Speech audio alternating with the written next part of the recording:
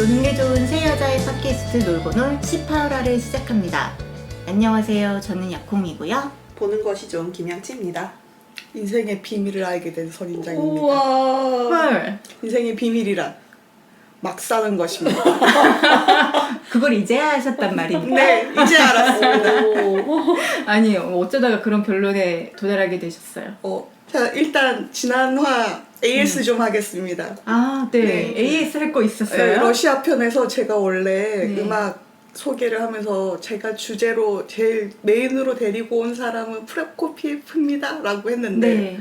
그 중에서 이걸 메인으로 소개해야지 했던 곡을 뺐더라고요. 아, 미쳤죠. 그럼. 네. 이렇게 하다 보면 꼭 그런 일이 네. 생겨요. 제목만이라도 소개를 하려고. 네네. 네. 피아노 협주곡 2번 꼭 들어주세요. 아니 네. 뭐라도 들려드려야 되는 거 아닙니까? 들려줘야 돼 이걸? 정말 간단한 AS군요. 아니, 그래서 알겠고, 인생을 막 살아야 된다는 비밀을 어쩌다 알게 된 거야. 갑자기 그 회사에서 휴일을 절대 이렇게 붙여서 쓰게 못하는데 휴일을 붙여주는 거예요. 그 닷새나 휴일이 생겼어요. 우와. 당근이다, 당근. 그렇죠. 이상하잖아요. 우와. 이런 곳이 아닌데. 지금 러시아 다녀오고 얼마 안 지났는데. 그렇죠. 그러면 어디라도 가자라고 했는데 음악을 들으려면 어디로 가야겠습니까? 어디로 현대 가야겠죠? 모든 예술은 미국으로 가야 되는 거 아닙니까? 아, 진짜 이 사람들 유튜브로 가면 됩니다. 집에 박혀가지고. 어딘가 음악을 듣기 위해서 여행을 가고 싶으셨어요? 아니 그냥 처음에는 여행을 가야겠다. 짧게라도 어딘가 여행을 그냥 가보자. 그래, 돈 쓰는 김에 팍팍 쓰는 거지. 멋진데. 그랬는데 그러면 베를린이나 가볼까? 이런 생각이 드는 거예요. 그래서 갔다가 한 도시만 있다가 이렇게 오면 어떻게 일정이 나올 것 같더라고요. 네. 그래서 일단 예약을 걸어놓고 보니까 베를린 필에 딱 그 날짜에 딱 이걸 연주를 하는 거예요. 어머나. 이거 세상에. 운명의 데스티니 아닌가요? 가야 되네. 이걸 해야 되겠다 그냥. 근데 이제 비행기 지금 웨이팅이거든요. 그래서 갈 때는 예약인데 올 때가 아직 예약이 안 됐어요. 그래서 그럼 일단 그냥 음악회부터 예약을 해볼까? 지금 예약을 했어요. 그 사실 궁전에서 표를 못 끊는 것을 교훈 삼아서 지금 재빠르게. 나 분명히 비행기표가 안 될 것 같은 느낌이. 사실 베를린 필 우리나라에 오면 진짜로 비싸거든요. 별로 홍보하기도 힘들고. 이제 제일 메인이 오지 않더라도 되게 비싸고 그런데 이거는 뭐 1등석이 10만 원 이 정도밖에 안 되는 거예요. 그래서 이건 그냥 가라는 계시다 하고는 너무 좋아가지고 연주자랑 막 이렇게 검색을 해보니까 연주자가 뭐 퀸 엘리자베스 콩쿨 1위 뭐 이렇게 돼 있는 거예요. 그래서 또 마침 이 곡으로 1위를 했다는 거예요. 그래서 야 그래? 라고. 그러면 가는 비행기 예약했고 공연표 예약했고 오는 게 이제 지금 웨이팅. 일단 가요 그냥. 일단 일단 가. 가고. 오지 마. 네. 어쩔 수 없게 비행기 표가 안 잡혀서 못 오게 됐네요 하고 연락드리면 되잖아요. 네, 이걸 왜 잘라달라 그러냐면 사실 이게 좀 돈찌랄이잖아요.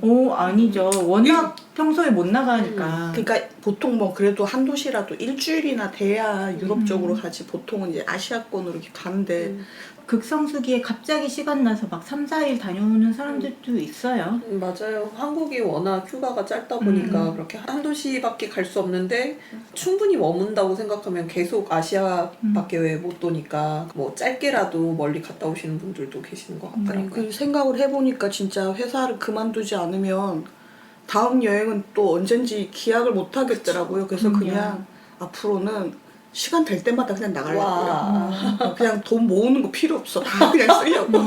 난 찬성. 찬성? 네. 응원합니다. 이제 빈털터리가 돼서 돈이 없게 된 선인장입니다. 그러면 선인장님이 과연 베를린 여행에 성공할 것인가? 여러분 기대해 주시고요. 저는 근황 토크 겸해서 이번에 저희가 팟캐에서 2번이나 이야기했었던 마인드 헌터, 네, 넷플릭스 오리지널 마인드 헌터의 시즌2가 드디어 나와서 그런데 올라오고 나서 바로 본 주변 분들이 약간 루즈하다 그런 평을 하셔가지고 조금 조금 우려하면서 봤는데 저는 너무 재밌었고 오. 그냥 시즌 1에서 쭉 이어지는 느낌이에요. 특별히 시즌 1, 2 이렇게 호흡 차이가 있는 건 아닌 것 같고 실제로 미국에서 있었던 연쇄살인 사건에 대한 이야기가 이제 나옵니다. 근데 그거를 해결하고 범인에게 다가가는 과정이 지지부진해요. 그런데 그게 저희가 옛날 살인의 추억 같은 걸 보면 우리나라도 수사 시스템 같은 게 자리가 안 잡혀 있어서 증거 날리고 신문할 수 있는 기회 날리고 그런 게 너무 많잖아요. 그런 거랑 좀 똑같아요. 미국도 좀 다를 바가 없고 그리고 이번 시즌2에서 연쇄살인은 특이하게 흑인 아이들만 노리는 아이고. 연쇄살인이거든요. 실제 그런데, 사건이라고? 네, 실제 사건이고 그런데 저희도 미디어에서 많이 접했을 거예요. 미국 사회에서 집중하는 살인사건, 특히 어린이 살인사건은 백인, 금발 그런 쪽에 사람들이 훨씬 더 많이 집중하고 그렇죠. 수사도 집중되잖아요. 그 당시면은 인종차별이 더 심했던 시절이니만큼 흑인 아이들이 사라지는 것에 대해서 누구도 제대로 수사를 하지 않습니다. 아. 경찰들이 제대로 주변인들에 대해서 신문 한번 하지 않고 아동복지국에서 조사를 한다거나 헐. 아동복지국에서 조사를 한다는 그냥 것은 가출이라고 생각하고요. 가정의 문제라고 생각을 하는 거잖아요. 범죄에 초점을 맞추기보다는 그런 식으로 해서 이제 흑인 사회에서 그냥 자발적으로 조직을 만들어서 계속 탄원을 하고 성명을 내고 이런 식으로 하다가 너무나 많은 살인사건이 일어나면서 결국 FBI 쪽으로 넘어오는 거거든요. 그래서 보고 있으면 답답함이 느껴지지만 그러게요. 그게 현실적이기도 하고 저도 몰랐던 사건 사실 저희가 알고 있는 연쇄살인범들은 다 백인이잖아요. 그쵸. 실제로 통계적으로도 흑인 연쇄살인범은 굉장히 드물기도 하고 그래서 몰랐던 사건을 접하는 것도 좀 재미가 있었습니다. 그리고 FBI 팀의 주인공들이 개인적인 사생활이 어떤 식으로 휩쓸려 나가는지 그런 걸 보는 재미도 좀 있습니다. 그래서 여전히 강추합니다. 알겠습니다. 네. 난데없이 질문인데 네. 혹시 엑시트 보셨나요? 저 얼마 전에 극장 가서 봤습니다. 선인장님은? 아니요. 안 보셨어요? 네네. 내 주위에 엑시트 안 본 사람이 또 있었어. 제 주변 다 보더라고요. 저만 빼놓고. 아, 양진님도 아직 안 보셨어요? 네, 저 보고 싶었는데 같이 보러 갈 사람들이 다 봤어요. 쓸쓸하다. 저 영화가 뭐 나왔는지 어땠는지 이런 거 몰랐는데 입소문을 정말 많이 들었어요. 별 생각 없이 보러 갔는데 정말 괜찮다. 그리고 되게 좋은 영화다. 오락 영화를 뛰어넘어서. 저 엑시트 이야기 듣고 콩님의 감상편이 되게 궁금했었거든요. 왜죠? 클라이밍을 좀 하셨었잖아요. 아, 그래서 그러네. 좀 궁금하네요. 예, 예. 아니 저는 사실 이제 재난 영화라는 것 정도는 알고 갔는데 클라이밍이 등장하는 걸 몰랐어요. 근데 이제 나와서 좀 반갑기도 했는데 주인공들이 클라이밍을 했던 사람들이기 때문에 벽을 타고 올라가고 이런 걸 좀 하거든요. 근데 벽들이 손으로 잡기 편하게 홈이 파여져 있는 벽들이 아니잖아요. 그렇죠. 그냥 평평한 거를 어떻게든 손끝으로 잡고 올라가야 되는데 정말 클라이밍을 하면 그런 능력이 좀 생길 수 있습니다.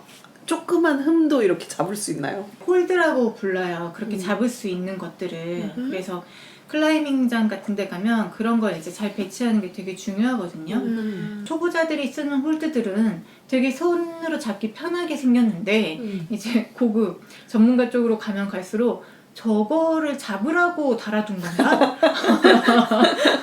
방금 표정 너무 썩어가지고. 저거는 왜 존재하는 거지?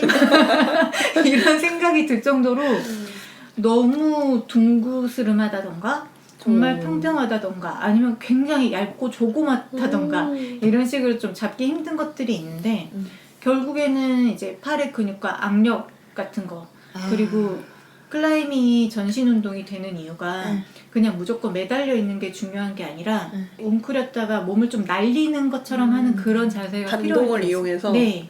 근데 남자분들 같은 경우에 유연하지가 않다 보니까 그렇게 몸을 웅크린다거나 하는 거에 좀 힘들어서 또 어려워하는 분들도 있거든요.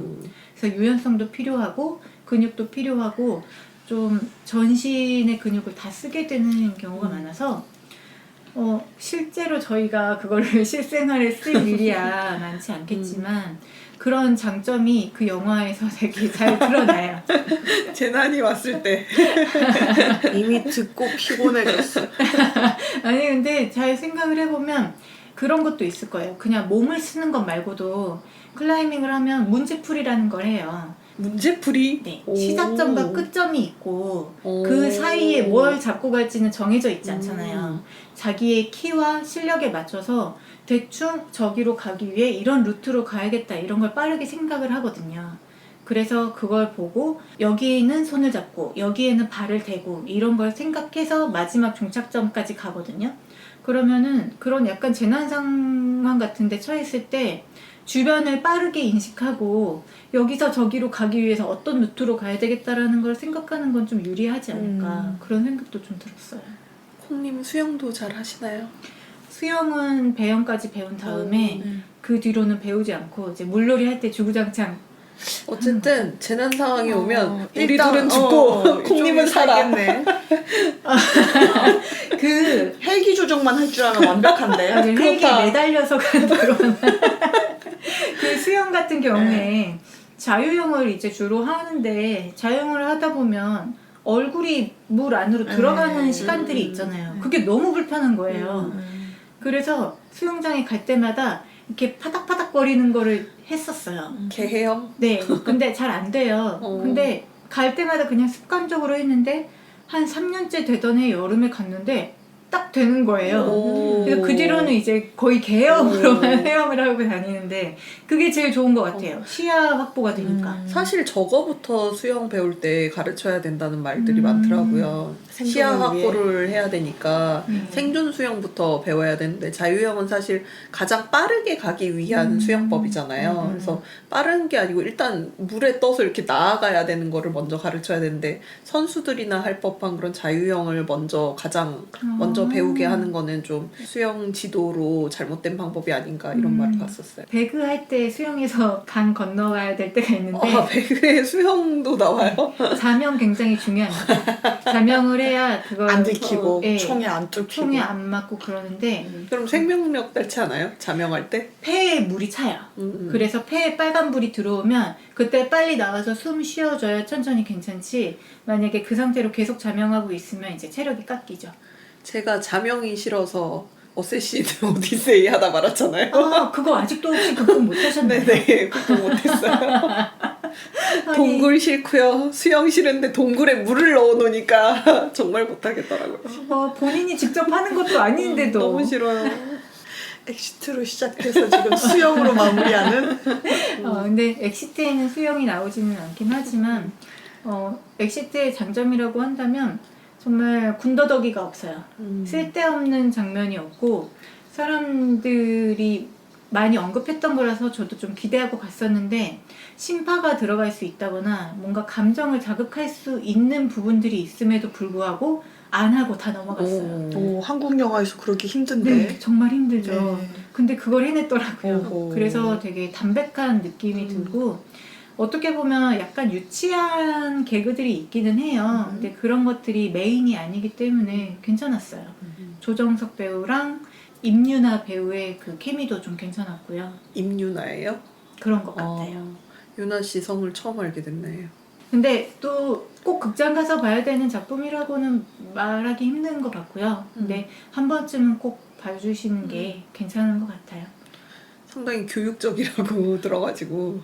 네. 예를 들어서 최근에 그 장애인들을 위한 점자 블록이 중간에 끊겨 있고 이런 것들이 좀 문제되기도 했었는데 실제로 앞이 보이지 않는 상황에서 그 점자 블록을 통해서 길을 찾는다거나 그런 저희가 평소에 인식하지 못했는데 저희의 어떤 재난 상황이나 그런 것과 관련 있는 것들이 다 촘촘하게 등장을 해요. 그런 것들이 또 보고 있는 동안에는 교육적으로 느껴지지 않는다는 게 되게 큰 장점입니다. 아직 내리지 않았나요? 안 내렸을 거예요. 왜냐면 혼자서라도 보러 가야 될 것 같은데. 지금은 거의 이제 1000만 찍지 않았나요? 제가 보러 갈 때가 800만이었거든요. 와, 그렇게 관객이 들었어요? 네, 그 입소문이라는 게 정말 대단하다는 생각이 들더라고요. 영화 자체도 그렇게 길지 않죠. 한 90분 좀 넘나? 103분. 요즘 103분. 영화들은 좀 그러게요. 다 2시간. 2시간 넘고 막 3시간 찍기도 하고 네. 이러는데. 그래서 혼자 그냥 가볍게 음, 보셔도 될 것 같아요. 그러네요. 그러면 근황 토크는 마무리하고 18화 본격적으로 시작해 보겠습니다. 벌써 18화예요? 저희 조금만 있으면 20화입니다. 와우. 세상에. 저희 10화 기념 막 했던 게 진짜 엊그제 그러게요. 같거든요. 한두 달 전처럼 막 느껴지는데 벌써 이만큼 왔어요. 와. 일단 이번 화는 선인장님이 아이디어를 주셨어요. 좀 하고 싶은 작품이 있으시다고 오, 강력하게. 네. 이런 적이 잘 없으시잖아요. 그리고 엄청 후회했습니다. 진짜 후회했습니다. 아 그래요? 진짜 하고 나서 내가 왜 그랬을까 미쳤구나. 그 작품에 대해서 준비하는 과정이 좀 힘들었나요? 아유 말도 마십시오. 주제부터 말씀을 드리자면 책 비니물, 책 세계로 빠져들어가는 이야기입니다. 저희가 보통 주제 잡고 작품 선정하는데 이번에는 작품 먼저 나오고 이 작품을 넣기 위해서 어떤 주제가 있지 해서 온갖 단어들이 다 나왔었죠. 맞아요. 이걸 끼워 넣을 수 있는 주제를 하나 네, 잡아보자. 심지어 최근 나 이거에 뭐 몰입했다 뭐 이런 이거 진짜 막연한 때문에 주제 같은 밤샜다 뭐 이런 식으로. 거까지. 하지만 용케 다 이제 잘 맞는 아이템을 찾아가지고 결국 책 비니물로 하게 됐고요. 빙이라는 단어가 조금 애매하긴 하죠. 맞아요. 지금 저희들이 하려고 했던 작품들도 그러니까 책 속 세계로 어떻게 들어가게 되는 거고, 근데 요새 나오는 책빙이물이라는 장르 하에 나오는 작품들은 책 속의 캐릭터로 들어가게 되는 거. 그렇죠. 그렇죠. 현실의 네. 자신이 아니라 원래 책 속에 있던 캐릭터에 내 영혼과 그렇죠. 정신만 들어가는 그렇죠. 거죠. 네. 기존 캐릭터가 있었는데 그 영혼을 자신의 영혼으로 대체를 한다던가 아니면은 책 속 캐릭터로 환생을 한다던가 뭐 이런 게 대세인 것 같아서 네. 저희 작품들을 사실 책빙이물로 봐야 되나? 빙의는 아닌가? 뭐 이런 좀 의문점이 있는 것 같아요. 이 세계 이동물의 하위 분류로 음. 책 속으로 들어가는 몇 자야 지금? 짧게 그냥 책빙이물로 합시다. 네, 아니 뭐 책 세계물 뭐 이런 정도로 네. 이 세계물이 있으니까.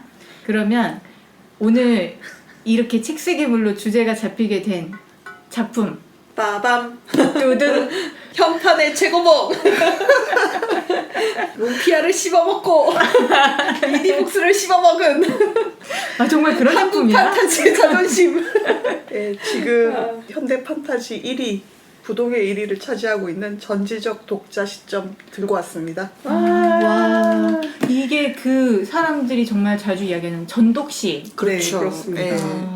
저는 네. 판타지 쪽에 정말 관심이 없는데도 네. 어떻게 뭐 트위터나 이런 데에서 전독시 이렇게 사람들이 이야기를 하는 걸 좀 봤어요. 아 저는 선인장님이 이 작품 한다고 하시니까 진짜 철렁 내려앉으면서 와 그럼 이제 그 밀린 걸 다 봐야 되는데 어떡하지? 이러면서 사실 제가 준비해온 작품보다 전독시를 더 열심히 내가 스포일 당할 수는 없지 하고 지금 나온 데까지 다 달리고 왔어요. 아 진짜요? 나온 네. 데까지 다 달렸어요? 네네. 한 200화 근처에서 이렇게 나보다 더 봤는데 나 뒤에 아, 진짜? 일부러 조금 남기고 왔는데.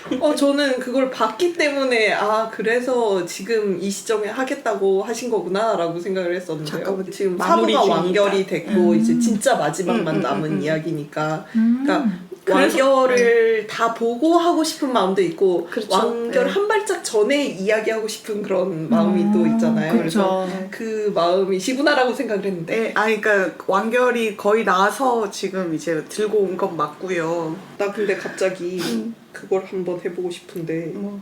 현판 줄임말 맞추기 콩님에게 한번 해보고 싶은데 전독 씨를 알고 계시니까 현판 퀴즈 짧게 한번 내보겠습니다. 오, 네. 네. 나 무서움. 잠깐만. 나 뭐 하는 이거 거지? 사람들마다 네. 정말 창의적인 답이 나오거든요. 오, 네. 전독 씨는 아실 거고 네, 전지적 독자 시점. 그리고 지금 말하는 게 이제 뭐 트위터에서 뭐 5대 판소 뭐 이런 식으로 돌아다니고 있는데 판소라는 게 판소가 판타지 판타지 소설. 소설이고요. 네. 현판은 현대 판타지. 그렇지. 네, 약간은 한국 전체 판타지라기보다 요새 유행하는 판타지 소설이고 트위터에서 돌아다니는 네. 네스급 네스급 그 작품 제목이에요? 네. 내 스파이가 급식이라니. 좋아. 콜. 다음 넘어가시죠. 진짜 뭐예요? 정답 알려주셔야 돼요. 내가 키운 S급들. 아, 네. 아 근데 와 스에서 스파이가 나올 나오다니. 줄은 몰랐네요. 급식이라니. 급식이라니. 와. 그러면 백망돼. 백만대? 백망돼. 백망대? 백만장자가 망아지가 되었다. 오. 야 괜찮은데? 뭔 정답은 백작가의 망나니가 되었다. 오, 그래도 망나니가 되었다를 맞췄잖아요. 망아지라고 하시지 않았어요? 망아지. 망나니라고 하고 싶었는데 진짜. 망나니였어요. 네. 또 하나. 적왕사. 적왕사? 네, 적왕사. 적왕사.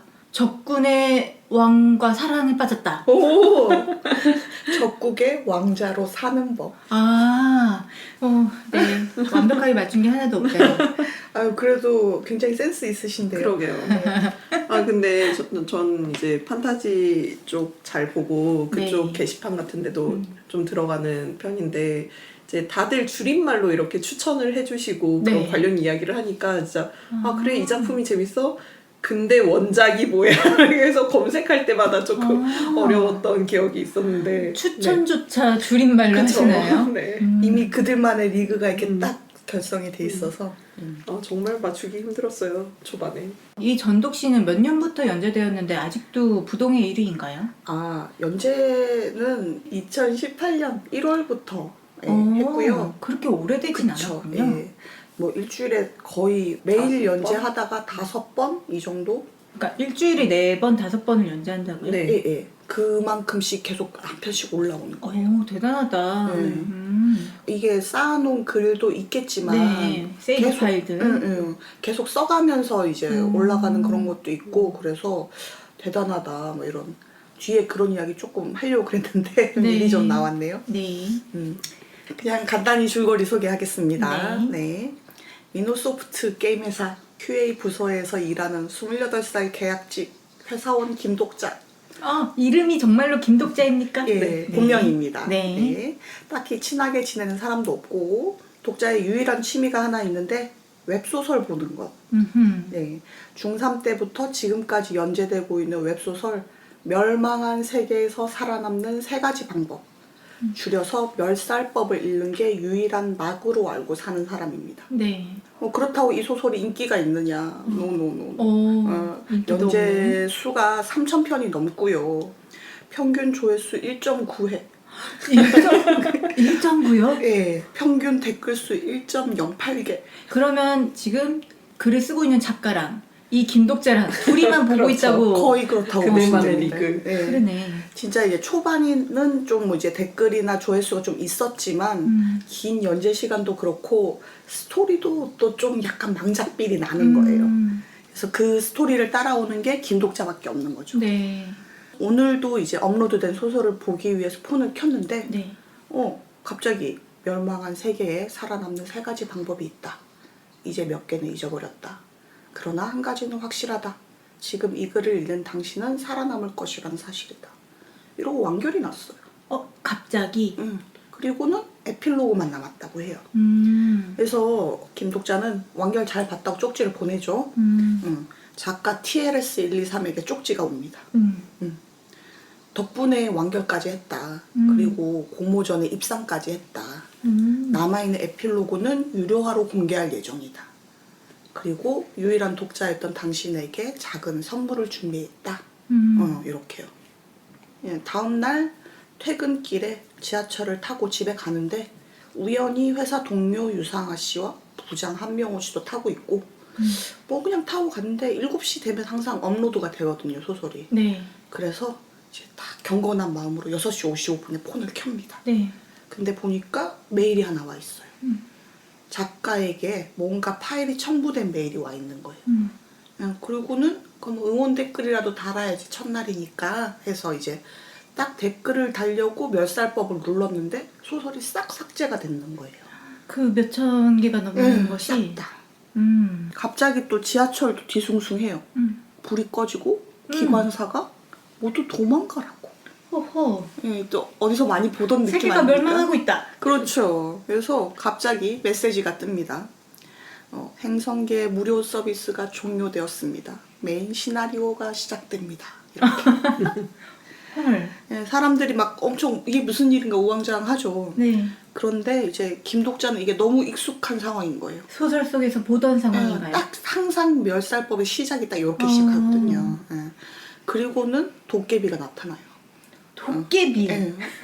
너네 너무 오래 공짜로 살았어. 이제부터 유료화야. 이렇게 되는 거예요. 그리고 채널이 확 열려요. 그리고는 하늘에서 성자들이 막 입장을 합니다. 네? 아프리카나 유튜브처럼 이제 네. 사람들이 이렇게 들어가잖아요. 네. 그런 그런 것처럼. 식으로. 아, 입장. 네. 그러니까 지구 자체를 어떤 네. 그런 뭐라고 해야 되죠? 서버 중에 하나처럼 네, 그런 사용하게 거 되는 건가요? 되고 그거를 이제 성자들이 구경을 하는 거죠. 지금 그리고 지구는 유료 서버로 바뀌는 그렇죠. 건가요? 예. 그래서 이제 메인 시나리오가 이제 시작되는 거예요. 성자들이 그걸 보고 네. 막 좋으면 코인도 후원하고 막 이러는 거죠. 오. 예. 그래서 이제 메인 시나리오 1번이 뭐 가치를 증명해라 뭐 이런 식인 거예요. 네. 그래서 클리어 조건이 보니까 하나 이상의 생명체를 죽이시오 이렇게 돼 있는 거예요. 개미 쳐줍니까? 똑똑한데? 뭐 이런 식의 배틀로얄식 뭐 시나리오 많이 보셨지 않습니까? 네. 예, 그래서 이제 굳이 사람을 죽일 필요는 없어요. 네. 예, 처음에는 사람들이 서로 눈치만 보고 있는데 마침 곤충 채집망을 들고 있는 소년이 있었어요. 예, 그래서 이제 막 그러면 저거라도 죽여야 되겠다 막 이러고 있는데 사람은 훨씬 많고 메뚜기가 들어있었거든요. 네. 메뚜기는 몇 마리 없었어요. 네. 그래서 막 사람들이 이렇게 서로 눈치 보고 있는데 김독자가 그거를 확 풀어버려요. 오. 응. 그래서 이제 막 사람들이 거기 달려들고 네. 난리가 나겠죠. 본인은 이미 하나 죽여놨습니다. 아, 네. 빠르군요. 네. 그 시나리오를 클리어하지 못한 사람들은 다 이제 죽고요. 죽는다고요? 네, 바로 죽어버려요. 아이고, 잔인한 세계네. 시나리오에서 실패하면 이러저런 페널티가 있는데 네. 가장 많은 페널티가 사망. 네. 그래서 갑자기 유료화된 지구에서 이제 독자가 읽었던 멸살법 이야기가 하나하나 다 이제 재현이 되는 것 같은 거예요. 네. 그러니까 이제 스토리만 제대로 알면 대책 세우기도 용이하죠. 네. 응. 근데 3,000편이 넘잖아요. 네. 그걸 어떻게 다 기억을 해요. 아무리 그쵸. 덕후라도. 근데 아까 메일을 받았었죠. 네. 보니까 작가가 직접 텍스트본을 준 거예요. 헐, 그 많은 그 그렇죠. 소설에. 네. 그거를 다 택본으로 쳐가지고 와. 유일한 독자에게 선물로. 헐. 그럼 이거만 읽으면 이제 쭉쭉쭉 따라가면 되지 네, 않겠습니까? 공략집. 그렇죠. 이따가 이제 김독자는 전용 스킬이 있었어요. 뭐 예를 들어서 등장인물 일람 뭐 이런 게 있어요. 이게 딱 보면 그 스킬을 딱 쓰면 이 사람이 어떤 특성을 가지고 있고 어떤 스킬을 가지고 있는지 자기한테 보이는 거예요. 그러면 다른 많은 사람들도 각자 고유의 스킬이 그렇죠. 있고요. 예, 각자 이제 스킬은 있고요. 일단 그 멸살법 세계가 게임 시스템이 현실로 들어온 거여가지고 그 캐릭터들은 자기 레벨이나 캐릭터 특성, 스킬이나 이런 것들이 있죠. 이 작품은 게임 세계와 책 세계물이 약간 합쳐진 스타일이네요. 그거 말고도 온갖 게 아, 네. 진짜 현대 판타지에서 유행하는 요소들을 다 갖다 붙였어요. 그래서 부동의 1위인가 보군요. 네, 여튼. 뭐 또 다른 전용 스킬로 전지적 독자 시점이라는 스킬이 있어요. 네. 이 소설의 제목이기도 한데요. 1단계 전지적 독자 시점을 사용을 하면 해당 인물의 감정이나 그 당시 딱 그 마음 이런 것들을 읽을 수 있어요. 그러니까 뭐 1단계가 있단 말은 2단계 뭐 이런 것도 네. 있겠죠. 그 이야기 차차 하고요. 어쨌든 시나리오가 끝나고 배후성을 선택할 시간이 주어져요. 배우성? 네. 시나리오를 진행하는 등장인물을 여기서는 화신이라고 부르거든요. 네. 그런데 도깨비 채널의 구독 성자가 자신이 후원할 화신을 선택하는 거. 그게 배후성이에요. 스폰을 하는 건가요, 그렇죠. 이제? 예. 그래서 독자가 딱 처음에 하는 걸 보니까 얘가 좀 똘똘한 것 같은 느낌이 들잖아요. 그래서 총 4명의 성자가 후원을 자청합니다. 오. 심연의 흑염룡, 악마 같은 불의 심판자, 은밀한 모략가. 하나같이. 김고아의 죄수. 네. 네. 약간 진명이 아니라 별명? 네. 나중에 뒤에 가면 이제 뭐 진명도 나오게 되는데 이런 식으로 이제 성자를 부르거든요. 네. 그래서 다들 이제 좀 강한 배우성을 갖고 싶어 하고 네. 그러는데 김독자는 배우성을 선택하지 않아요. 그러면 그 스폰하는 시스템도 네. 내가 그냥 후원하고 싶다고 후원하는 게 아니라 네. 후원자도 선택을 받아야 되는 거군요. 그렇죠. 예. 그러니까 내가 널 후원해 줄게 하면 저기서도 콜 이렇게 해야지 서로 이제 연결이 되는. 그래서 지금 배우성 선택하면 당장은 편하지만 나중에 땡땡땡 하기 때문에 안 돼라고 이제 땡땡땡. 안 합니다. 어쨌든 독자가 이제 탄 칸에서는 총 5명이 살아남게 되거든요. 네. 그리고는 이제 다리가 끊어졌어요. 지하철 가다가. 네. 그래서 끊어진 다리를 건너서 옥수역으로 이렇게 가라는 그런 서브 시나리오가 오거든요. 네. 근데 이제 뭐 어떻게 저떻게 해가지고 다리가 끊어졌지만 짝수 인원은 건널 수 있는 다리가 이제 생겨요. 오. 네. 그렇지만 우린 5명 있지 않습니까? 네. 예. 이때 때마침 유중혁이 도착합니다. 유준혁이 누굽니까? 네, 유중혁이 누구냐? 원작 멸살법의 진짜 주인공이 유중혁이고요. 소설 주인공. 네, 그래서 우리가 읽는 소설은 전지적 독자 시점. 네. 거기에 주인공은 김독자. 네. 네, 김독자가 거기서 열간음에 있는 소설은 멸살법. 네. 거기 주인공이 유중혁. 이해되시죠? 네네, 이해했어요. 그래서 유중혁 설정이 회귀자예요. 시간 회귀? 뭐 이런 거? 그러니까 자기가 죽어서 네. 다시 회귀할 수 있는. 죽기 전 시점으로? 그렇죠. 그래서 이미 소설 속에서 시나리오를 하다가 실패해서 죽고 네. 지금 3회차 인생을 살고 있는 상태. 그래서 멸살법이 착 시작이 3회차 인생을 시작하는 유중혁부터 시작을 하거든요. 네. 네. 그래서 아까 독자가 타고 있는 옆 칸에서 유중혁이 이제 살아남은 거죠. 네. 이번 시나리오는 반드시 깬다 하고 딱 나왔는데 보니까 1회차, 2회차랑 상황이 완전히 바뀌었는 거예요. 그래서 이게 뭐지? 라고 보니까 김독자 얘 때문이구나 라는 걸 이제 눈치를 채고 얘가 좀 이상하다고 의심을 하는 거죠. 그래서 김독자는 자기가 뭐 예언자 비슷한 거다 이렇게 뻥을 좀 치죠. 네. 이때부터 독자가 계속 거짓말을 하는데 네. 소설을 내도록 주구장창 거짓말을 해요. 네. 살아남아야 하니까. 네. 안전하게 다리를 다 건너나 싶었어요. 예. 김독자, 유중혁 이렇게 둘이 건너게 되거든요. 다 건널 때쯤 묻는 거예요. 네가 진짜 예언자라면 네 미래도 알 수 있을 거야. 이렇게.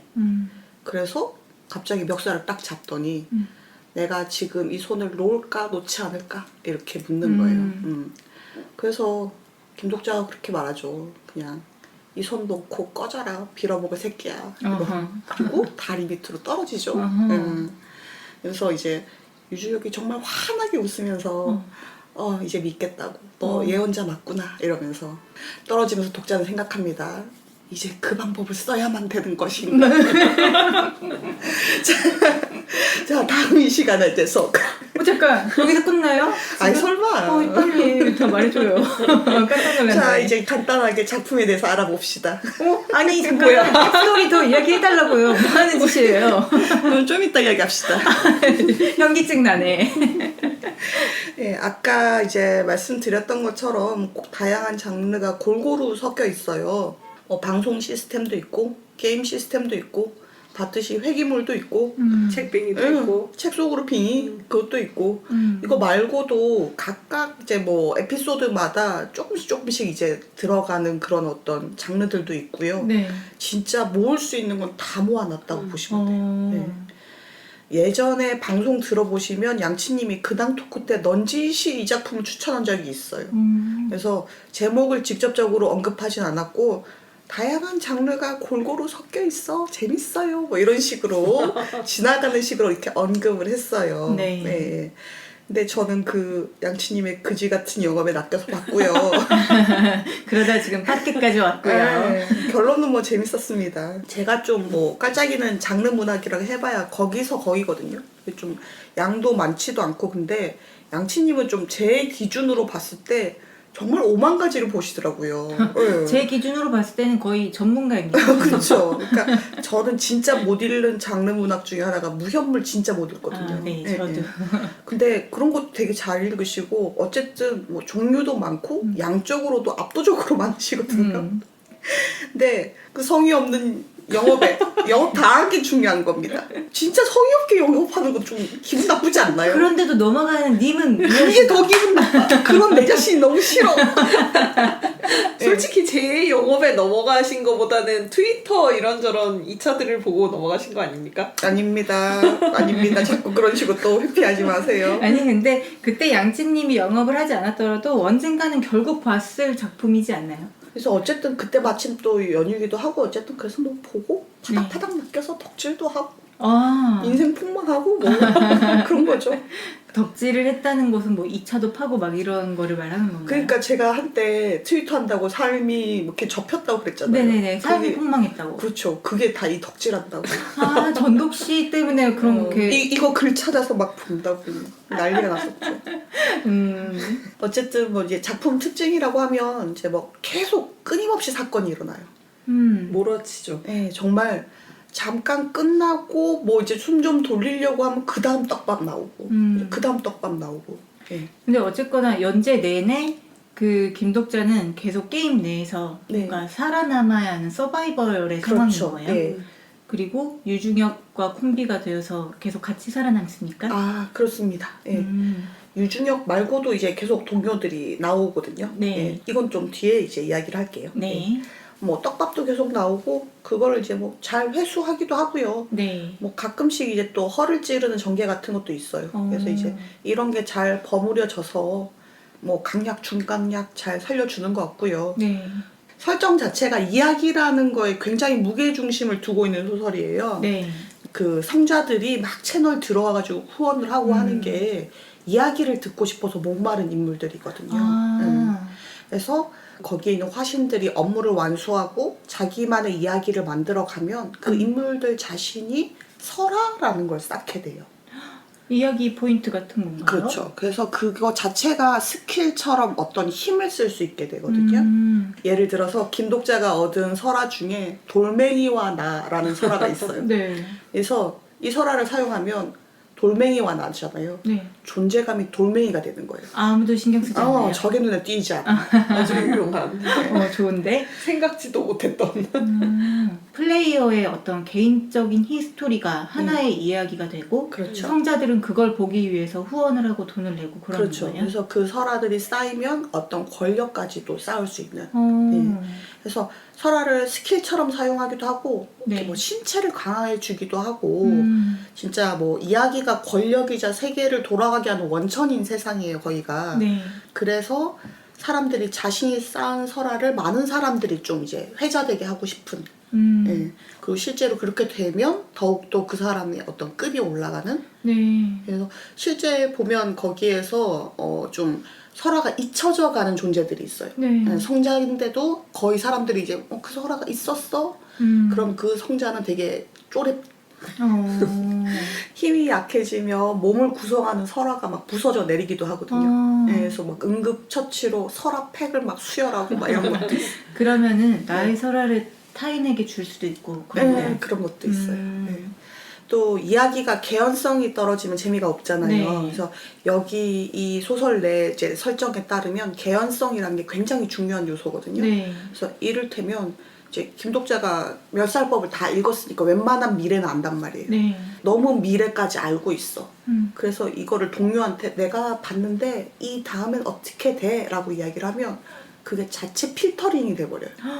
아예 안 들려. 세상 신기 이거 비속어 필터링처럼. 네, 그렇죠. 네. 비속어도 필터링돼요. 가끔.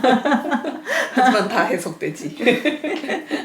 그게 뭐 이제 너무 개연성이 떨어지는데 뭐 이런 것도 있는데 네. 이게 또 독자가 하다 보면 지금 단계에서 있을 수 없는 업적을 막 이렇게 만들고 그러기도 하거든요. 네. 그러면 뭐 개연성 스파크 해가지고 몸에 이렇게 막 전기가 타고 막 이런 것도 있어요. 개연성 있게 꼭 진행을 해야겠군요. 그걸 굳이 또 이렇게 또 어겼다. 그것도 크게 어겼다.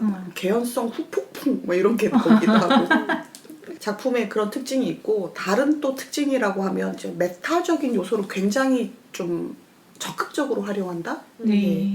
그래서 지금 아까 말했듯이 김독자가 보는 소설이 소설 속의 주인공이 유중혁이라고 했잖아요. 네.